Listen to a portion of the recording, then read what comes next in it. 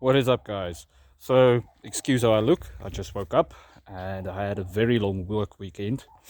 20 hours, no, 18 hours of work just in this weekend alone, and all physical work. So, a little bit cooked. You can see I'm puffy when I tried to check the camera and stuff. Yeah, and I almost, like maybe 20 minutes ago, I woke up. My breakfast is literally there, I just ate. And that's why the hair is all over the place as well. Plus, I'm getting my hair cut this week. But yeah, I want to make a video real quick. That's really interesting.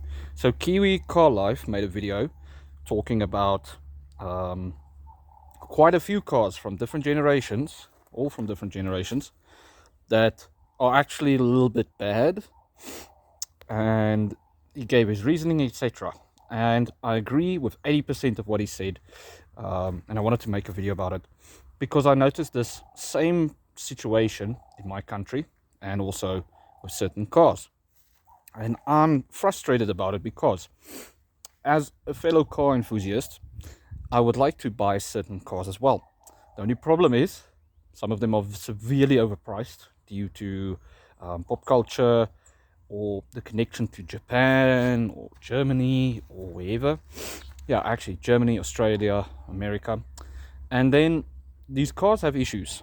They have issues. Like when he mentioned the S3, he mentioned the thing that has been worrying me since thinking about the Audi S3 as an option. It is that it's a fast car, but it's boring. And he said driving it feels like the equivalent of white rice for food. It does the job, but nobody's asking for more of it. And I'm like, that is so true. And that's what I was worried about. Like the RS3 obviously is the one. It's the one that's a little bit exciting still and very fast. But the S3 is not that. It won't be that unless you put some mods on it. And that's the problem again. In my country, it costs an arm and a leg to tune anything. You can tune the smallest of cars and it will still cost you eventually an arm and a leg. I know because a friend of mine put in dollars it would be $20,000 and personal man hours because he built it himself into a very fast caddy. Like I'm generally sure this is faster than the S3. However, that took years and it's a lot of effort, a lot of money, all just to go fast. And that is a small car. Imagine you do the same thing and you're chasing records with an S3, or you're chasing just a certain level of performance with an S3.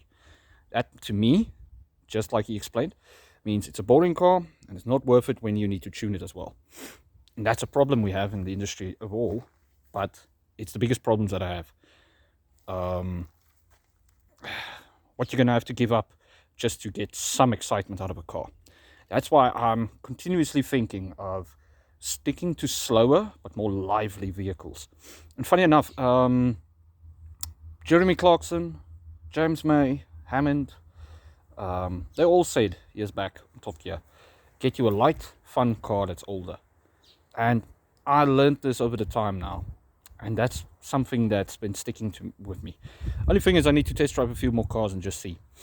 If I don't go that route, I went the route of sensible car that won't break. And I'll be miserable for 20 years, but it will get me A to B. And that's another thing that's really something that people need to think of, especially guys just out of school that want a fast car.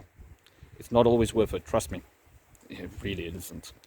Anyway, guys, I wanted to share my opinion on this and also maybe give some advice to anybody out of school or even the guy that's just, hey, I want something more exciting.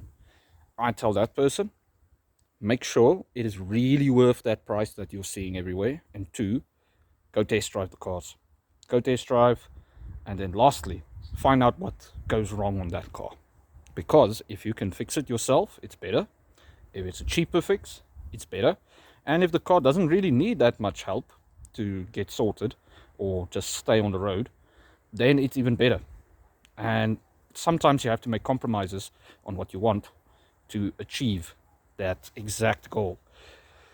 I'm a man that says reliability is key. So if a car's a little bit boring to do that, then I'm still fine. Especially if you maybe have a second car that's a little bit more exciting. But if you just want excitement, I think light, reliable, and from the 90s.